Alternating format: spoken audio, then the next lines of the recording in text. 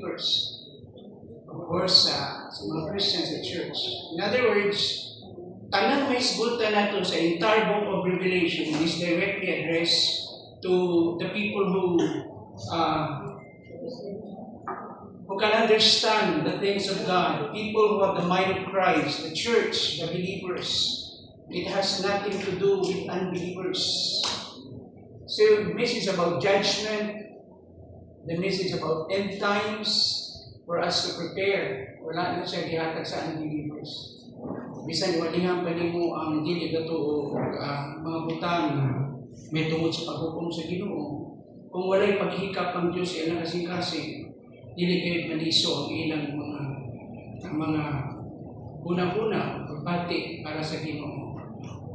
We need the grace of God to touch them first before they can truly appreciate the things of God and understand it and appreciate it and embrace it. So diha pa lamang.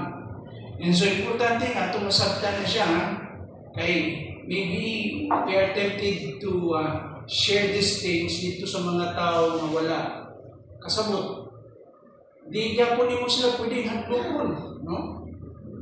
Kaya bisan usawan mo ang tao paghadlok, antod na iyan kasing-kasing dili mo shake mo, uligo, dili siya mahikap sa Ginoo. Passing lang to. Tanan mo, agi lang to imong i-share. So, di ba, na yung mga lain-lain approach sa pagpaambit sa pulong sa Ginoo. And this, no matter what method that we can use, without the initial act of God, the person will not believe the gospel. Let us pray. Father, bless our time. Bless this moment, Lord, this very hour. We pray that your Spirit may continue to teach us. Be our shepherd tonight, Lord, as we, Lord God, begin to journey in this study. Ang pagampo ng ikaw padayon, Ginoo, ang padayon maghatag ng lamdag, dugang ang kahibalo kaalam, o ang mga butang ako makatunan magsilbing kanikon, pagdasig ka na maghatag ka na magdugang pa nabuhi ang paglaom niya kanino. Salamat sa naghihap ng grasya, bisan karon mga tagnaan. Ang tanan, pasidumog, pagdayig ang ibalik lamang niya sa ngalan ni Jesus. Amen. Now, natay portion dito sa chapter 7 ng chapter 7 tingnan natin. Nandito tayo sa seal number 7, the seventh seal. Yung last na portion sa topic natin yesterday about the blessings of the redeemed, the tribulation saints, at isgutan yung mga blessings. And after that, we proceed to chapter, again, continuation tayo sa the same na seal number 7, but we are focusing on chapter 8, the seven angels. Yung seven angels, ito yung tinatawag natin the seven trumpets. So atong baybayon kini, sundan na nato ang kining maong pagtuon dinhi sa ato ang topic, no? Kung mahinumduman ninyo, itutukan nato ang maong 144,000 ug ang multitudes, ang mga people of various tribes, antang, people of various culture. Ato makita diha the multitudes of the redeemed, the tribulation saints. So atong tan-awon karon ang mga blessings. You're almost done with this chapter, sa chapter 7. And tutukan nato ang verses 15 to 17. Okay, gihatag na nako last night, yesterday, ang unang point. Ingon ko nga, what are those blessings of this redeemed? Kung sa'yo mga panalangin atong makita dito, first is the blessing of being close to God, the privilege of, itawag na itong the nearness of God. That is the first blessing. having that privilege to be close to God. So may atong point of reference anak to emphasize. Ingon ko nga, sa verse 15, ingon niya, therefore, they, give reference to the multitudes, are before the throne of God, and serve Him day and night in His temple. And He who sits on the throne will spread His tent over them, somehow providing what? A shelter, a canopy, a form of a refuge, kung atong sabton. And then, ingon diha, the nearness of God, maduol sa Ginoo. So ato nang giskutan ko that the greatest blessing is to be close to God. And that is a permanent arrangement wherein we are in the presence of God. Naa kita sa presensya sa Ginoo.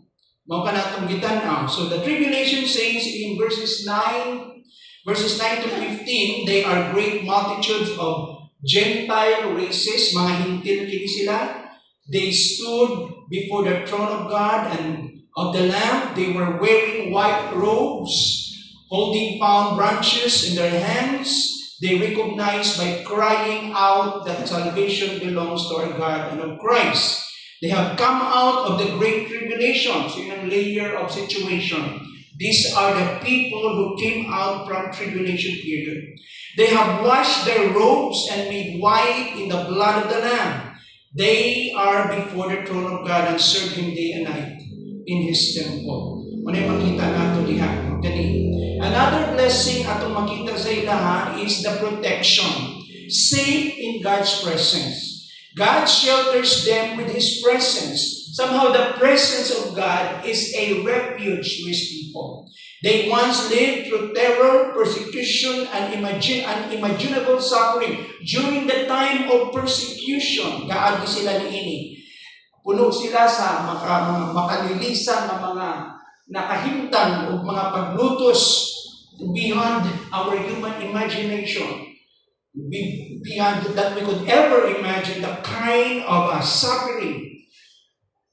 Now they dwell in this perfect security. No enemies or no enemy can touch them again. They are protected. Ikatulo ato makita the provision, the eternal satisfaction, ang katagbawan ng provision sa Ginoo. Revelation 7 closes with one of the most tender promises in scriptures.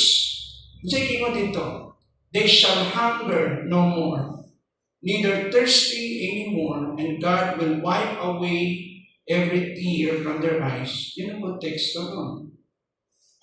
Yun ang makita nato diha.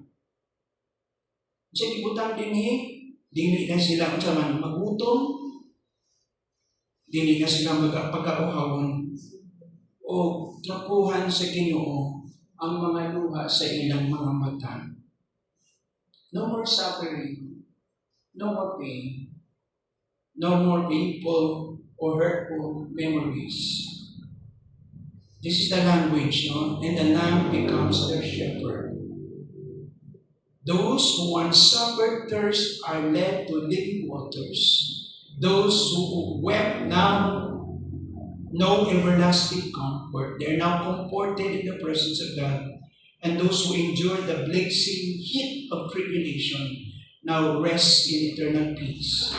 This echoes the beloved image of Psalm 23, the shepherd caring for his flock forever. Padayon mag-aamping ka ang Ginoo sa iyang katawhan. Mao ka na itong makita ng mga igsoon. What a great blessing na itong makaplagan na ang Ginoo maoy kaamping sa iyang katawhan kayo. In fact, kung inyong tanawang din ang language ng shepherd, tanawa sa Revelation 7:16 to 17. Kung sa ginong din emphasize that never again will they hunger, never again they will thirst, the sun will not beat upon them, nor any scorching heat, for the Lamb at the center of the throne will be their shepherd. He will lead them to spring of living water, and God will wipe away every tear from their eyes. Ang manandumi ko din yung part. Mabutang tayo. Tapos na ang kalisod. Umana, they will never be hungered and thirsty again. Tapos na.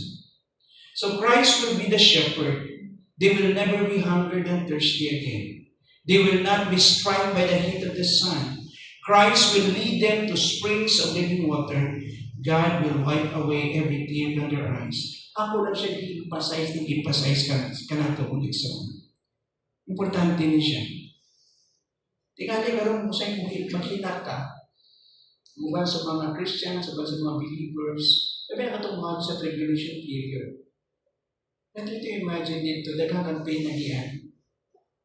Especially if you're a family man, if you're a pregnant woman, and you have a large tribe or family, and you suffer because of the testimony of the Word of God and because of Christ. That the Bible tells us that there is an everlasting comfort. You know, Revelation 7 is not only about future believers. Hindi lang para sa ilahin. During the tribulation, this is also a message of hope for every Christian today. O what a great comfort sa ato. Life in this fallen world is exhausting. Kapoy ang kinabuhi. Ano nga kalibutan na. I think, kitang tanan, very obvious. Hindi na ako pangutan mo. Kitang tanan, mabating kakapoy. Hindi kakapoy physically. Kakapoy sa dugan. Amen? Kakapoy yun. We felt somehow, Lord, hindi mataka-ikyas. Lord, kalos ako mahumani. Yung kalbaryo, yung kasakit. Believers battle temptations, discouragement, suffering, sorrow, persecution, disappointment, and spiritual warfare. Daghang klaseng problema sa kalibutan, your personal weakness, yung flesh, yourself, yung kalibutan, naapa yung temptation sa yawa, na spiritual battle. Gatag of war ka, and that is a constant battle, adlaw-adlaw. So, muna yung reality na to. Sometimes faith feels like a long and difficult road. Sabi nga ni Jesus, doon nga klaseng dalan. Ang usa ka dalan, it's easy, very wide.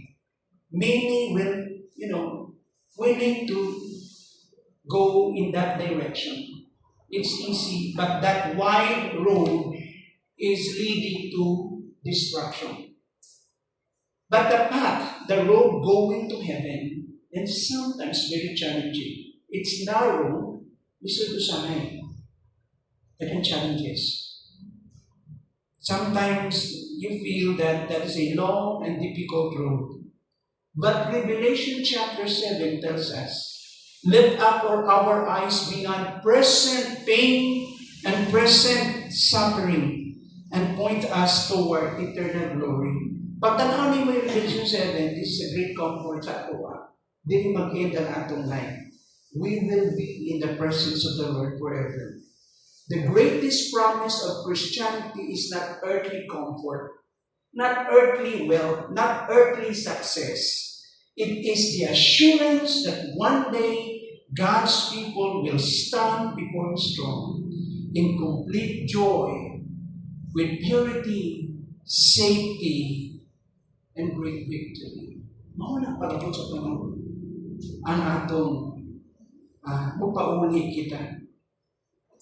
In fact, kini nga pananawon sa Revelation chapter 7, nagpahinumdum ka na to, na kalisdanan, temporary na. It's passing. Suffering is only transitory thing, a temporary thing. Lumalabay lamang. And another thing to remind us as well, God's people are never forgotten. Wala kalimti sa Ginoo ang iyang mga katawan. Naakita sa aming patakan sa Ginoo. And God has always the best in mind for you and me.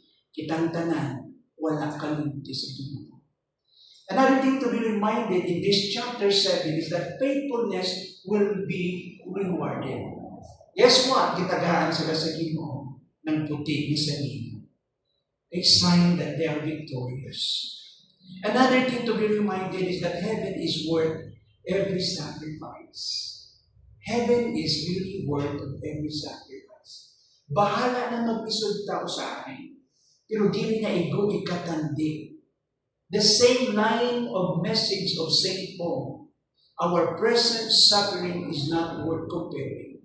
Ang atong kalisdanan karon dili igo ikatandi sa himaya nga nagpaabot kanato na ugma ipadayan sa umaabot. It's not worth comparing our present suffering compared to the greater glory that awaits us. Heaven is worth every sacrifice. Usahay mo ingon ka, mo feel ka kasina or jealousy, nga mo ko ani Lord, nga mo na mong time Lord, nga puro mo ka lisod Lord. Sige lang anak. But one day, you will be vindicated.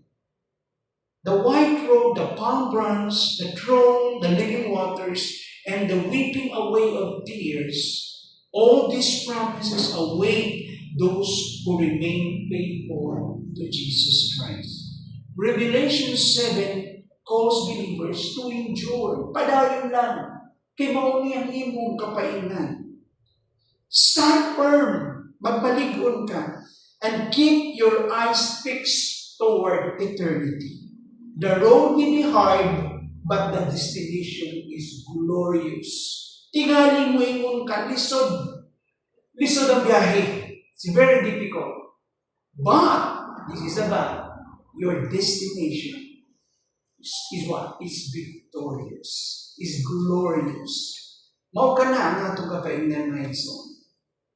Now, let's proceed to the next gitawag natong topic for this evening. I-open na nato kining sunod. So, nagkaroon ng interlude. Remember, we're discussing about the interlude. A certain break is simply to show us what happened to the future of the believers, the tribulation saints. Unsay may tabo sa ilaha. So, in that particular interval or break, we have seen that they have this glorious future. Now, let's proceed now dito na sa opening ng ika-7th seal atong tanaw. The 7 angels.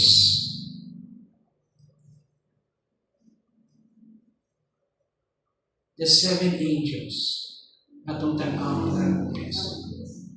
The 7 trumpets, mao ka na atong tanaw karon. Naana siya ma'am sa ako ang USB. Yung karon. O, mo na siya. Sa USB. Okay. Ano mo nga ma'am? I think mas mabuti yung USB. May modification doon. Ato check. Revelation. Wala mo na sa Revelation tayo. Ayan. Okay. Next. Nandiyan na tayo sa 8. Chapter 8. Actually, that would cover until chapter 9. The opening of the 7th seal. Muna ni. Na nasayod kita nga ang kasulatan na kanang maong hukom ng iskutan nato gikan sa Ginoo, yang ablihan kini nga magkagrabe kini. This will continue to increase in greater intensity. We know from scriptures, from the Word of God, that the judgment of the Lord will unfold. Yang iablihan kini with increasing intensity, like a mighty crescendo, building toward its climactic final. At its peak, painong na ito sa pinakatungoy. And each succeeding judgment in the book of Revelation is more severe than the one before. Buti pa sa po, anang paghukom, ang punishment, ang judgment na ito makita sa libro sa pinadayang, makita na ito nga magkagrabe kini. One after another. Severe than the one before. Una, makita na ito nga lisod na, magkagrabe pa yun. Revealing the escalating outpouring of God's holy wrath upon a rebellious and unrepentant world. In short, ang language din tawag nato din yung magkagrabe. There is a greater intensity of the expression of the Lord's wrath or anger, holy anger against sin. Mao ka nato makita din. The seven trumpets. Na, seven trumpets kini, pero dinivide niya into four. Una, the first set yung four. The next three, it becomes worse. So yung first four pa lang, grabe na siya. Pero yung following three after the four trumpets is becoming more worse. Mao ka natin tanaw. So the seventh seal, the sounding of the first four trumpets. Upat na trumpeta.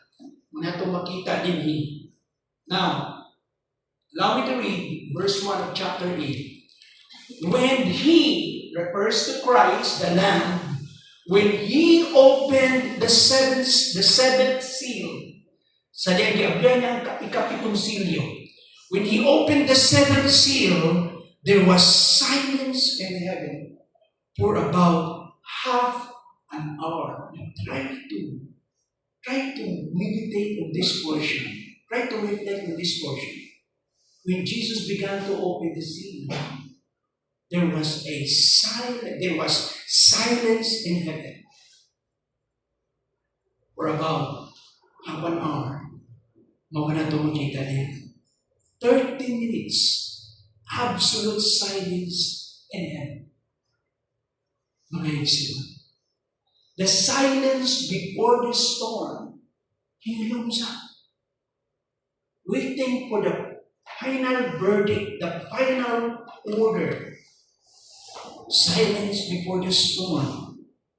Kung makita niya. Kung basa ko sa Bisaya, may sabihin din. Sa dihang gitangtang sa nating kardero, ang ikapitong silyo, may kahilong dito sa langit, sulod sa mga tunga sa oras. Very literal, very explicit, very clear. Ingon niya, tungkol sa oras. May hunong ang activity sa langit. Nag-open ang ikapitong silyo, yung activity sa langit na hunong kaliyo. You know, at first glance,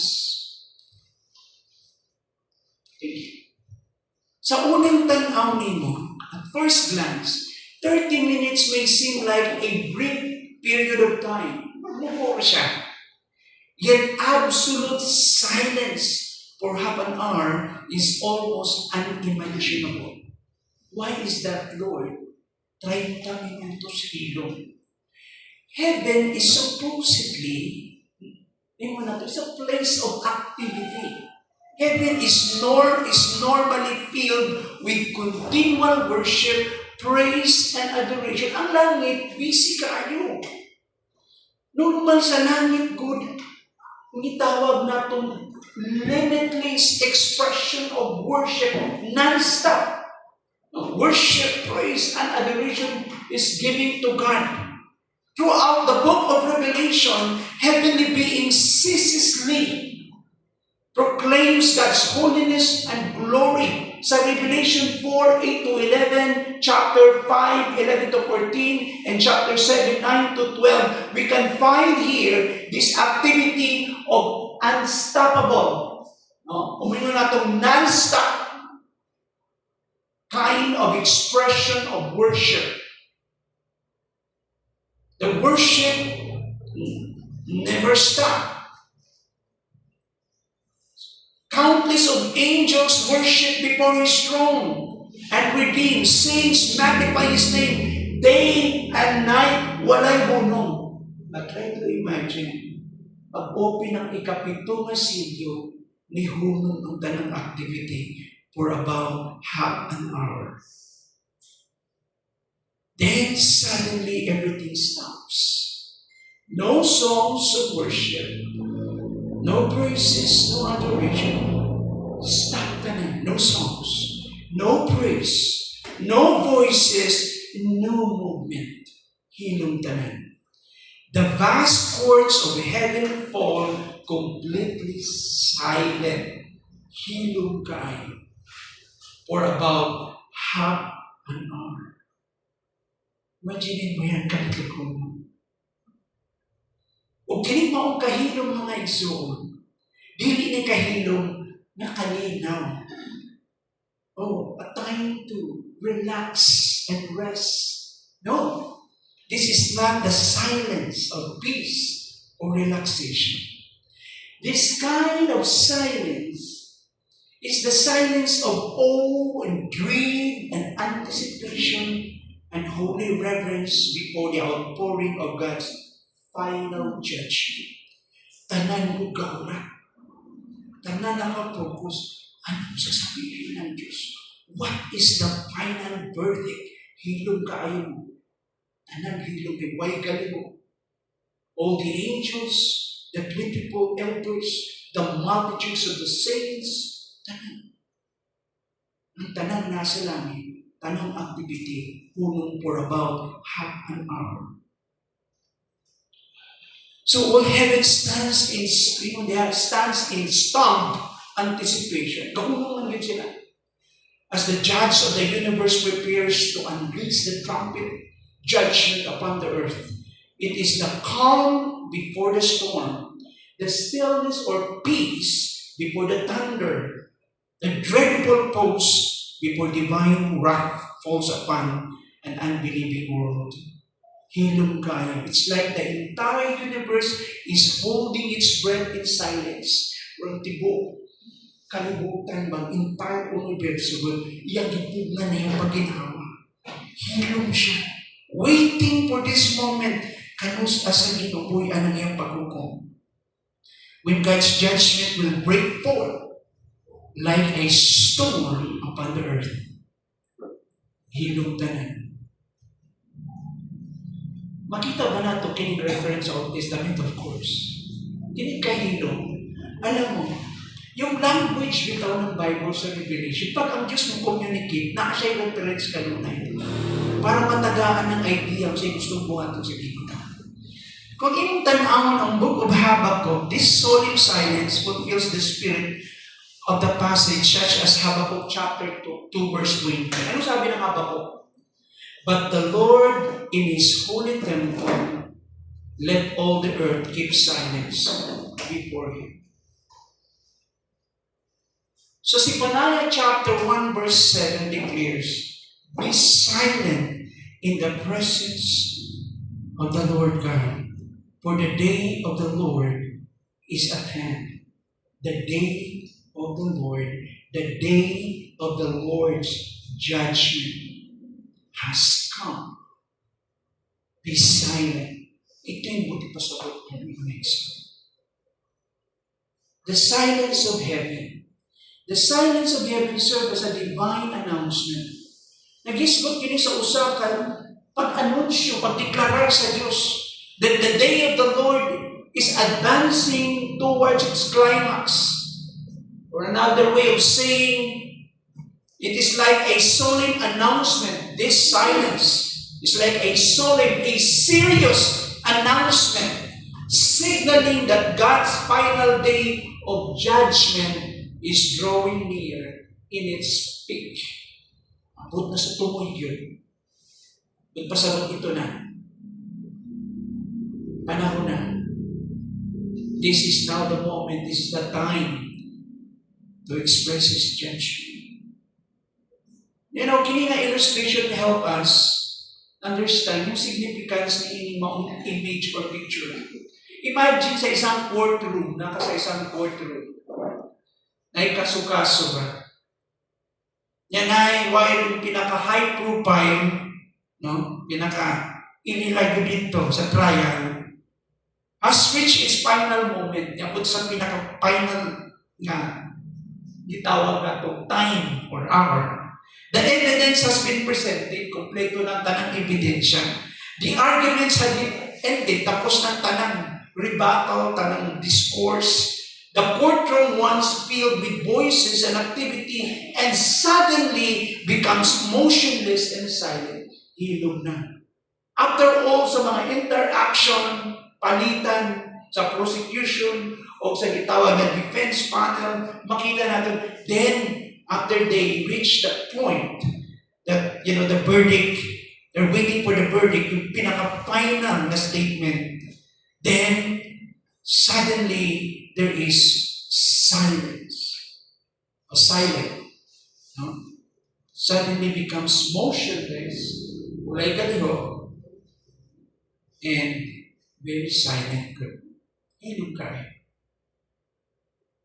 O ang tanang mga mata nakafix na katanaw dito sa pinaka-chief, pinaka-foreman of the jury as he races to announce the verdict yung yung decision. The hearts pound ang mga tao mula gikabahan mo sila. They were so anxious na ang tibuok room ng mga courtroom tanan. Talaga napunugod, no? Sila sa gitawag na ito na kabalaka, no? Ilang pagbati, the mix ko na nilang emotion. No one speaks because everyone understands that a life-changing judgment is about to be rendered. Ihatag ng pagbuko. Tanong tao. Talagang nakafix sila tanan. Huwag galiho. Gahulan sila sa final statement. Ingana ang tibuok langit. Ingana may tabo. Similarly, heaven falls silent before God's decision, God's verdict upon a simple world. Kasi isulti niya, the silence itself is terrifying. Yung hilom na yan, makalilisan. Because it signals that something monumental, irreversible, and world-shaking is about to happen or occur. Something monumental ka na, something very permanent, something that we can remember forever. Irreversible, dili mausap. Dili na mabago. And that is a world-shaking. Why? Because it affects everything. Kung saan ko ito makita mo, the judge of all creation is preparing to act.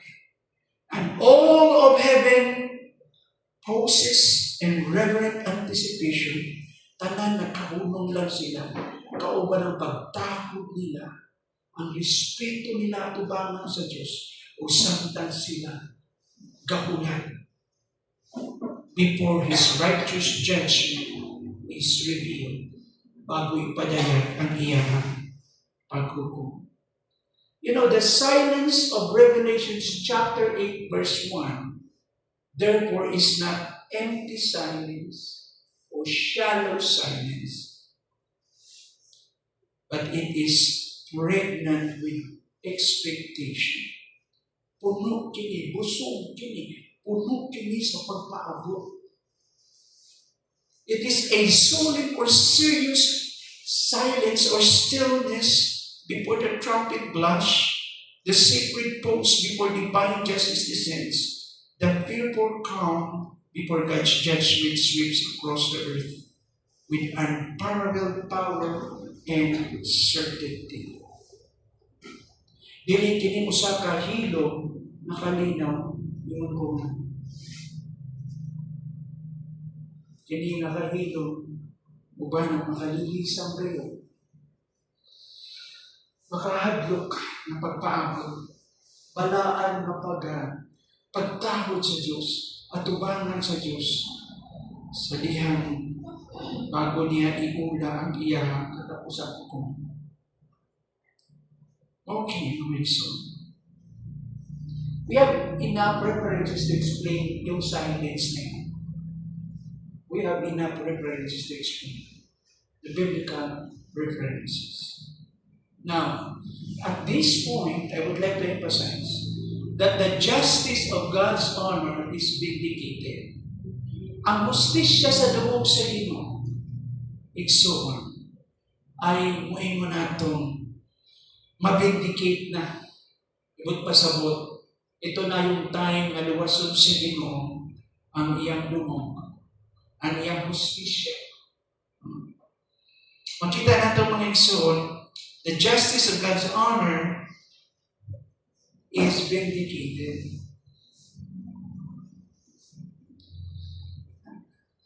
sa dagan na sa panahon ang dumog sa Ginoo, wala kaayong tagaling bili sa tao. Daghang mga tao kapasipala, and they did not take God seriously. Even now, even today. Daghang mga tao nga galunan sa sala, ginabuhi sa sala. Daghang mga tao nga padayon, wala nila tagda ang maayong balita. Mga tao nga wala nila gihimong seryoso ang pagduol sa Ginoo.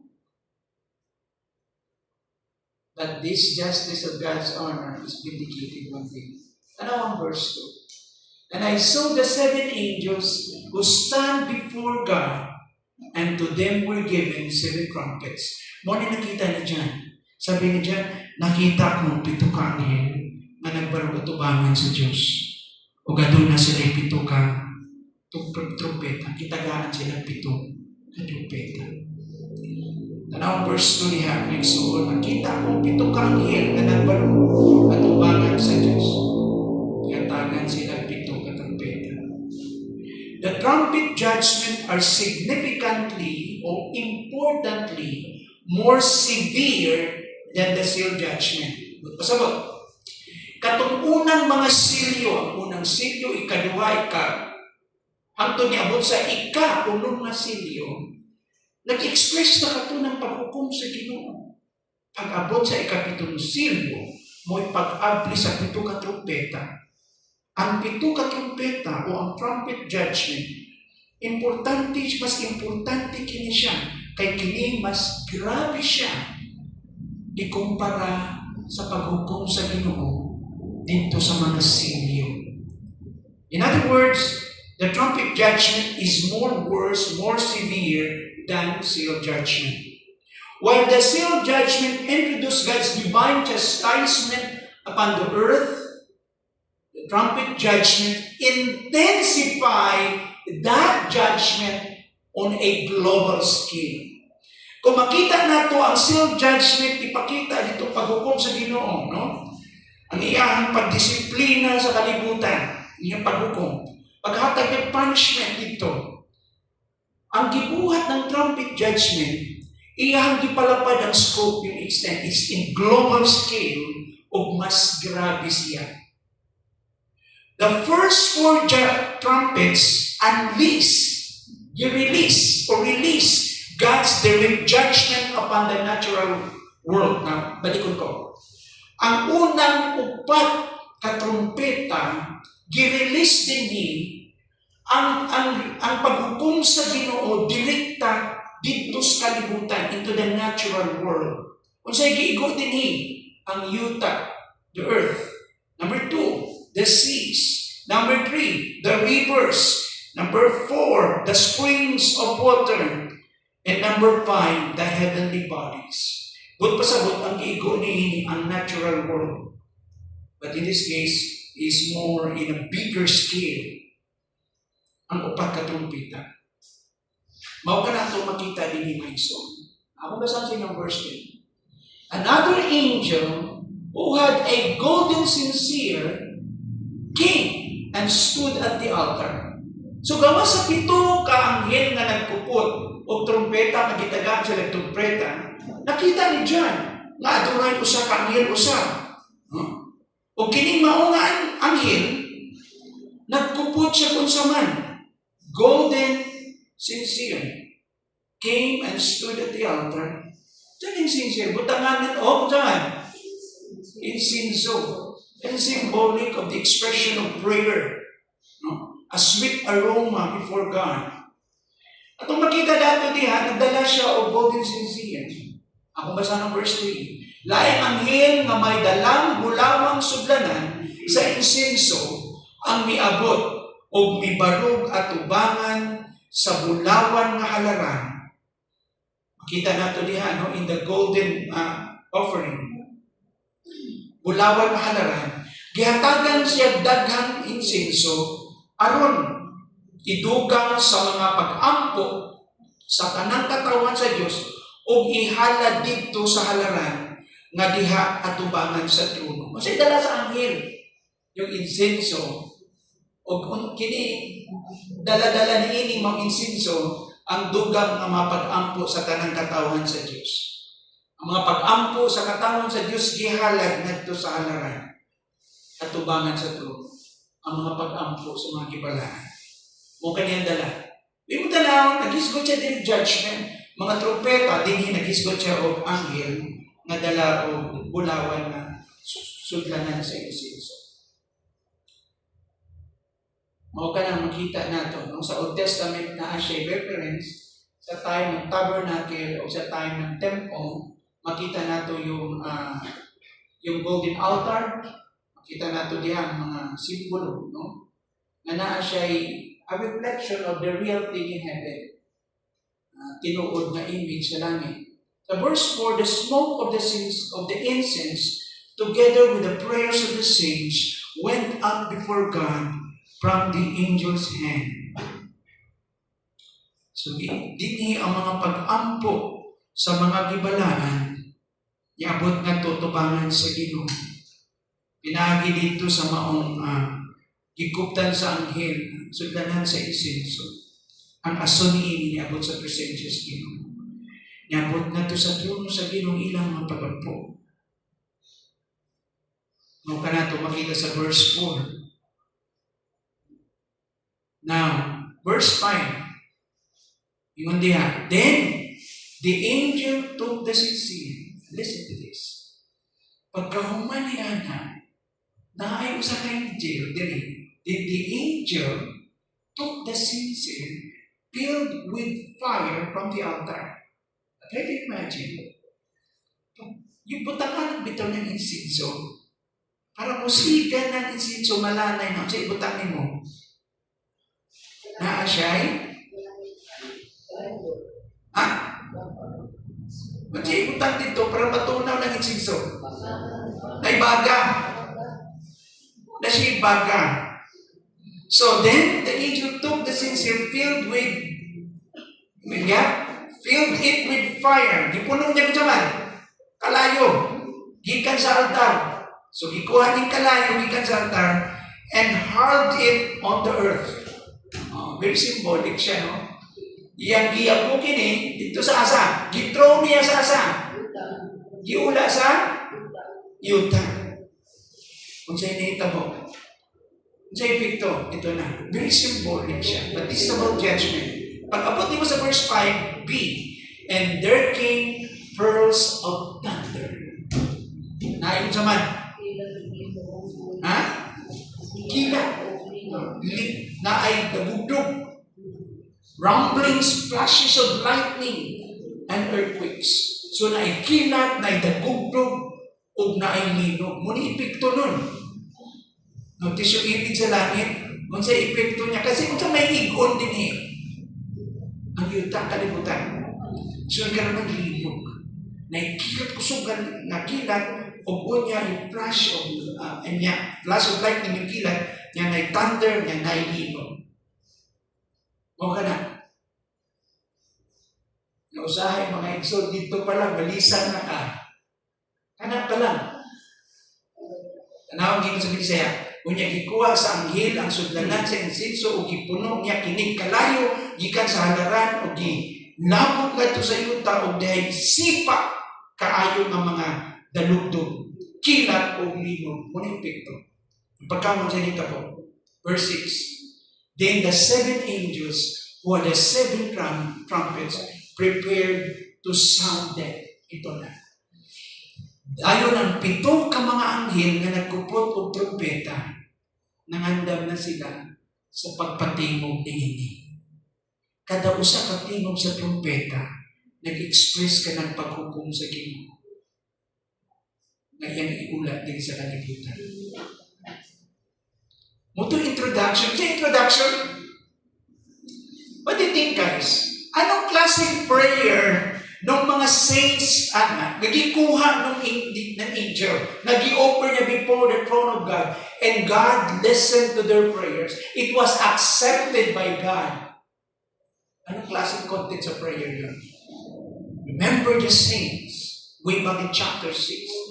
They prayed for the vindication. Lord, when are you going to vindicate our blood? Naintindihan niyo? Tanawa yung connection ito. Ginoo, kanus-ani ko taga-justisya ang imong dungog nagipasipanaan sa katawan. This is now the vindication of God's just honor. Dinhi, yun ang introduction. Pag-abot nato sa verse 6, mao ka na, naitabo. Niyang pito ka anghel nga may dalang pito ka trumpeta nangandam sa pagtingog ni ini. First trumpet, unsay epekto? Unang tingog sa trumpeta, hail and fire mixed with blood. Unsa nang hail? Ha? Ice. Yung ice stone. And fire. Don't you imagine ice mixed with fire? Nakakita ka na? And with blood. Grabe yung description na gihatag ni John. No? At sa yung epekto ni ini, masunog ang kalibutan. Earth burn. At sa yung nakabutan niya, 1/3 is destroyed. 1/3 of the earth is destroyed. Ikatulong bahin. At sa yung kitabuan niya, kung basa mo. And the first angel sounded his trumpet, and there came hail and fire mixed with blood. That it was hurled down upon the earth. Yung throw din he. Tanawa. Hindi nga mga reference, makita natin biblical connection, reference kini nga parallel sa Exodus. No? Makita nato diha. Unang-una sa Exodus 9:23-25, God sent hail and fire upon Egypt, destroying crops and livestock. The first trumpet magnifies this plague globally. Naalala niyo yung judgment sa Ginoo sa Egypt? Yung mga plagues? Ito yun. Makita nato, gibuhat sa Ginoo, gipadako sa Ginoo kini mga plague in global scale. No hail and fire. Sa Isaiah 28 verse 2, the Lord will bring a mighty and strong one like a hailstorm and destructive windstorm. Judgment often comes in a stormy image. Usahay, usa kini kadagway, no? Sa pagpakita, sa paghukom sa Ginoo, kini nga image. Hailstorm. Sa Ezekiel 38 verse 22, God promises to punish Gog with plague and bloodshed, torrents of rain, hailstones, and burning sulfur. Gaulan God o kalayo o ital sulfur, gaulan o hailstone, ice good na bato. No? Nakita nato sa Ezekiel, atong ito na bitaw nato yung the Northern Confederation. Sa Joel chapter 1:19-20, fire devours pastures, flames burn trees, drought devastates the land, and this is an image that echoed in the first trumpet. Muna makita na itong image sa first trumpet, yung ipadako sa Ginoo. Remember, 1/3 of the earth is destroyed. Katulong bahay. It's simply describing, yung lagway lamang din, yung gitawag na itong ang maong panahon, na kung diin ang nature mismo. Okay? Na kung diin, may mo na to, dili na, may mo na to, against na sa tao. Dili na nakatabang sa tao ang nature. When nature itself turns against people, dili na siya nakatabang. Why? There's fire, there's hell, blood fall from the sky, destroying the land, leaving everyone helpless under powerful judgment. Ito imagine that, no? Magulan o kalayo, magulan, dagko kayo ng mga snowboard, no? It shows that the first trumpet is a warning. Warning pa lang yun. The earth fertility, which people depend on for life and security, it's struck down, reminding humanity how fragile its safety is. As blood and storm mark creation under judgment. Sa ligan bitaw nato atong kinabuhi, dinis kalibutan ba? Pero makita nato nga kubuon sa Ginoo kini. Ang atong security kung nakasali ko din sa mga butang na atong hikutan ko. It's very shaky. God will strike the tao of this earth. Napahinumdum kini ka nato. It's very shaky, very fragile, very volatile. If we put our security on the tawag na itong mga earthly wealth, earthly resources and pleasures, ang kalibutan ko kung mahal, it's passing. Kung imong tanaw ng gigol sa Ginoo dinhi, ang describe dinhi, mabutang atong gisaligan. Yuta, ang dagat, ang trees. I-judge sa Ginoo ang creation. Trees, grass, is a symbol of life and prosperity. Yan i-destroy. Iskuta naman natin din yung pagsalig ng tao sa pagkaon. Humanity is dependent on food and agriculture. Yet God shows how quickly it can be consumed by fire. Kung atong pagkaon nga gikan sa dagat, gikan sa yuta, it's very fragile. Security is very fragile. The blood in the storm, this is not natural disaster alone. It is a divine wrath. Kini usa ka paghukom sa Ginoo. Mingling fire and blood is to symbolize both destruction and death. Destruction and death. Kalaglagan ng kamatayon. Tanaw example ana. Ikaw kaskulo ana. Napit ako ana. Ay history na sa Texas, nag-ulan o ice. Sa Revelation 16:21, from the sky, a huge hailstones. Sa NIV translation of version, from the sky, huge hailstones, each weighing about 100 pounds, fell on people. Kung atong tanaw kining sa kinibitaw sa Texas, dagko kayo. 100 pounds. Posible ba na? Of course, we have the examples in the Bible. And there fell upon men a great hail out of heaven, and every stone about the weight of a talent. Men cursed God because of the plague of the hail, for the plague thereof was exceedingly great. Tanang example, kakayatago gapon na in present time. Ano ang epekto sa ibang lugar? Sabi na pag-abnormal na yung climate. Talawang chapter 7 verse 7. And there came hail and fire mixed with blood, and it was hauled down upon the earth. Try to imagine ko mag-ulan siya, ginanang siya epekto. Alala ko yung Sodom and Gomorrah. Alala ko yung mag-erupt yung volcano. Tanawa ang sa present time, bibisitahan nila yung Sodom and Gomorrah. Talagang the entire city turned into salt. Talagang wala na. Yan ang lugar ng Sodom and Gomorrah. Wala na yung buhay ko. That's just about yung history. And this is really true. I-punish siya Ginoo yung entire place na yan because of the sodomite. Homosexuality and the idolatrous worship. Their people are very immoral, no? I-punish sila sa Ginoo. Tanawa ang ingon sa Bisaya. Ipatingog sa unang anghel ang iyang trompeta o giulanan ang yuta o yelo o kalayo na sagol dugo. Nasunog ang ikatulong bahin sa yuta, ang ikatulong bahin sa kakahuyan, o ang tanang lunhaw na sagol. Manay kamo. Nasunog. Imagine mo yung mga lugar dito, mga very prone sa fire, labi na kung summer, in anong mga lugar mo sa mabalitaan yung dali ko sunog?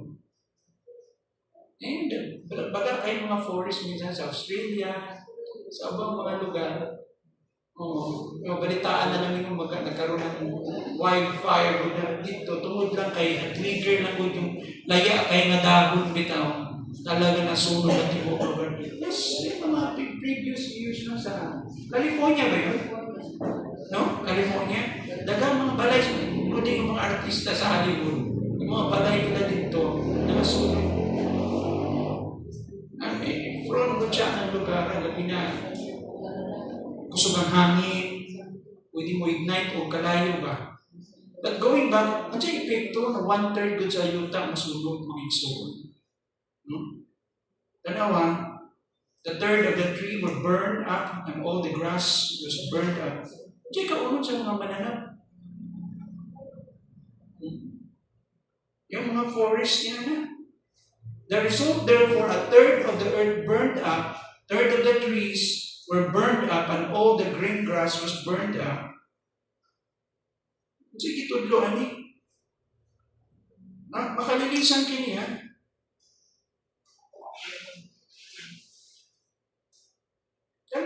Totally destroyed ang vegetation. It signals the beginning of catastrophic upheaval. Grabe kini. It's really massive. Dako ka kaayod na kasama. No? Yung devastation is consumed, the vegetation is consumed by fire. Kaon sa kalayo. Oceans are struck, fresh water becomes bitter, and the sun, moon, and stars are darkened. Later ni siya, makita na ito sunod-sunod din. The very system that sustains life began to collapse under the hand of the divine judgment. Tanawa yung maong devastation, this destruction grows progressively worse until it reaches its culmination, its consummation, its completeness at the glorious return of Jesus Christ. But pasabot, pagsugod ng tribulation, magkagrabe ng intensified na. Wala na yung hunong. Hangtod pag-abot sa Ginoo. Try to imagine that kind of damage. So characteristically, the trumpet deals with 1/3 of the earth is in contrast to the bowl of the wrath of God in Revelation 16, which the damage extend to the entire earth. Kining trumpet 1/3 pa lang. Pero yung bowl judgment, the worst one, yung entire earth. Generally, the time of tribulation is a period of many judgment, changes in the world. No? Including change in climate, temperature, and rainfall. Tanan mo sa ko. The effect of having 1/3 of the earth, trees, grass burned up will be what? Really a catastrophe. It's destruction yun. Kalaglagan yun. Tanang mga tanong, 1/3 sa kalibutan na tanong, mga crops na ito lang. Isa yung significance sa ato, na-environmental warning sa ato. Yung fire, bantayan nato, yung droughts, climate, increases. Karoon na. No? Today, kining maong diskutan nato yung trumpets devastation. Na siya epekto sa atoan. Yung pag-abuso sa mga tao, no? Sa creation, nagpakita na. That is tawag na to, that is the foreshadowing the judgment to come. Yung pag-abuso sa tao sa creation sa Ginoo. Ang lesson sa ato na, as the grass and trees are consumed, so too our lives consumed when rooted in worldly security instead of God. Kung atong pagsalig nasa kalimutan, Lord, consume ba na atong inabuti? Could I still have time? Or not? Yun sa sunod, di na mo kaginawaan.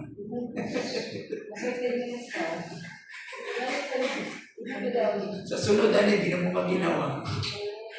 Paglabi ng paglabi ko dito. Okay. Because sila nag-30 daw, mo. Gado ka naman. Sige, gado ka naman. Okay, the second trumpet. Burning mountain cast into the sea. Ito na. Kung saan di unang ligo? Yuta. Kakahuyan. Sa pa? Kasagutan. Tanan. 1/3. Dinhi naman, the mountain cast into the sea. Ito na, sea to blood. The sea, 1/3 of the sea will turn to blood. 1/3 of the fish will die. 1/3 of the ship, okay, will be destroyed. So tanang mga nagtrabaho sa dagat, tanang barko, 1/3 na will be destroyed. Sa tibuok kalibutan, 1/3. 1/3 sa tanang isda sa tibuok kalibutan, patay lahat. 1/3 sa dagat. Okay, will turn to blood. Kung sino tabuan ni? Why? Atong tanaw. Tanaw verse 8. The second angel sounded his trumpet, and something like a huge mountain, all ablaze, was thrown into the sea. Wow! Kasi nakita niya, mura nakakita siya, pagtibog na sa trumpeta, mura siya nakakita, dako kayong bukid ko. Nagasiga. Nagilabay na ito sa dagat. Wala yung nakita din ni. Kita, tanda ko kay bukid mo. Mura bitaw, gikan sa taas, kahabong, gasiga, giyabungan ito sa dagat. Wala may hitabo. Huge mountain thrown into the sea. What happened? So, pagkahitabuan eh. The second angel, the big mountain being cast into the sea may be a reference to a large object falling from heaven.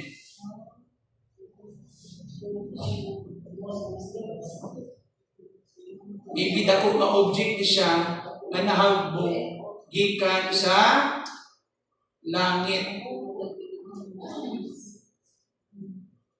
It was therefore indicated earlier in the sixth seal judgment that the stars fell to earth. Gamit niya, star fell to earth. And clearly, it is not impossible in the supernatural working of God's judgment that a large material object to fall into the sea, coming from the sky. And it would cause a devastating mountainous tidal waves. Grabe yung piktuan. Magkaroon ng tsunami. Kung sa'yo may tabo dahil, ito na. 1/3 of the sea turned into blood. 1/3 ng dagat, may himong kulay dugo, turn into blood. Nipikto pagkahagbuhan ng dako kay good, ikan sa taas. Then, this is the similar event happened in the plagues of Egypt when the water in the Nile River turned into blood. We do not know where there is a chemical reaction or a literal blood, but the truth is that it was a supernaturally made to be blood. Remember, this is a form of judgment. So na siya yung point of reference sa Old Testament, sa Exodus, sa time ng plague na pinadala ng Ginoo sa Egypt. Exodus 7:14-25. Tanawa ang verse 9 of chapter 8. The third of the living creatures in the sea died. Lahat ng isda. Lahat ng mga aquatic life, hindi lang isda. Di ba? 1/3 of the living creatures in the sea died tungod anang effect. Might be na siya chemical reaction in form of judgment. Since the same kind of judgment upon Egypt's river turned the river into actual blood, there is no reason to doubt the literalness of this judgment. Dili siya manatong imposible. Kini siya posible kini may tabo. Because we have the reference in the Old Testament nga naitabo kini sa ilang panahon. Now, sa epekto na, 1/3 ng mga barko sa dagat are destroyed. Now listen to this. Regardless of the size of your boat, bisan pag moingon ka na this is a Titanic in size, giant in size, the Bible tells us 1/3 of all the ship in the world, in the sea, will be destroyed. So grabe ito. Na devastation ito, no? Verse 9. And the third part of the creatures which were in the sea and had life died, and the third part of the ships were destroyed. Mga barko, katulong bahay niya. Tanan, namatay.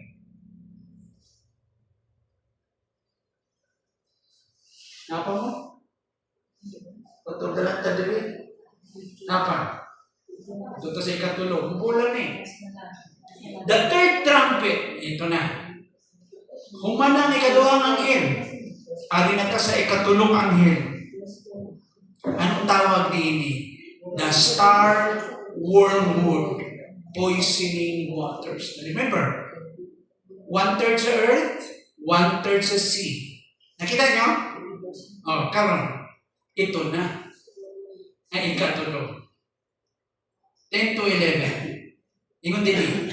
Gipatingog sa ikatulong anghel ang iyang trompeta unya nahulog gikan sa langit ang usa ka dakong bituon nga nagdilaag daw sulok dito sa ikatulong bahin sa mga suba o mga tinugdan sa tubig.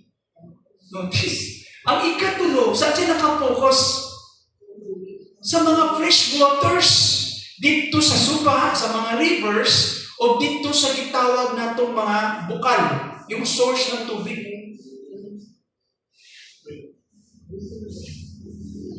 Ang sa'yo nahulog? Ha? Ang sa'yo nahulog dili? Usa ka? Gikan sa langit ang usa ka? Dakong bituon. Nagdilaang. Again, this is an object na nahulog gikan sa langit, no? So the third angel mentioned, kanang mo isulti diya, no? The third angel sounded his trumpet, and a great star, blazing like a torch, gadilaab, fell from the sky on the third of the rivers and the spring of water. The name of the star is wormwood. Third of the water turned bitter. Ang tubig na pait.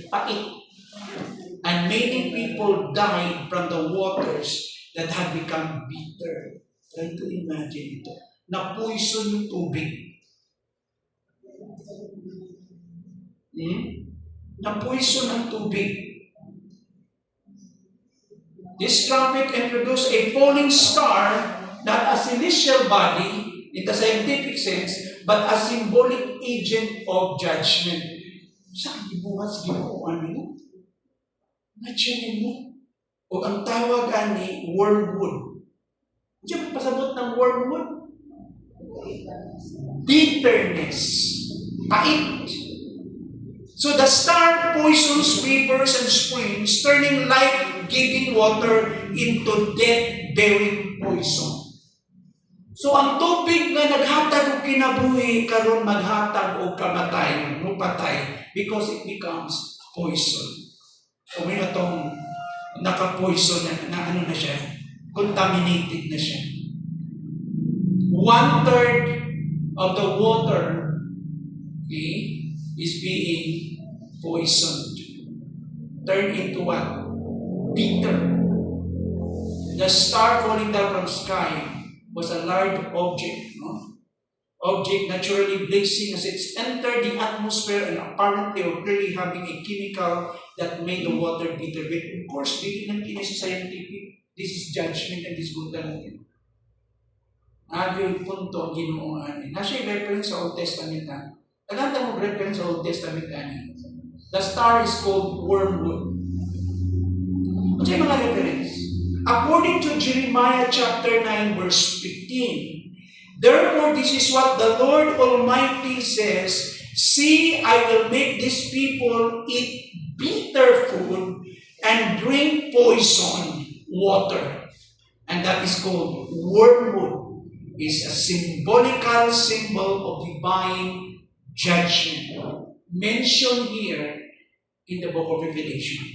In Jeremiah 23 verse 15, God declares He will feed false prophets with wormwood and make them drink poisoned water. This is a form of judgment. Painom niya yung mga bulaang propeta na mapait good, no? Ingon niya, ipigil mapait na pagkaon, painom niya poisonous na tubig. Sa Deuteronomy chapter 29 verse 18, wormwood represent idolatry and rebellion that corrupts the community. Bitterness. Sa Amos 5:7, you who turn justice into bitterness and cast righteousness to the ground, wormwood is linked to moral decay. Thus, therefore, wormwood is not only physical bitterness, but a spiritual corruption. God used this as a form of judgment. Sa Exodus 15 verse 23, dito nakita nato ang mga Israelita din inom og tubig, no? When they came to Mara, to that place Mara, they could not drink its water because it was bitter, wormwood. That is why the place is called Mara. Itawag ng lugar na Mara. Tungod kay dili nila mainom gud ang tubig kay pait kayo.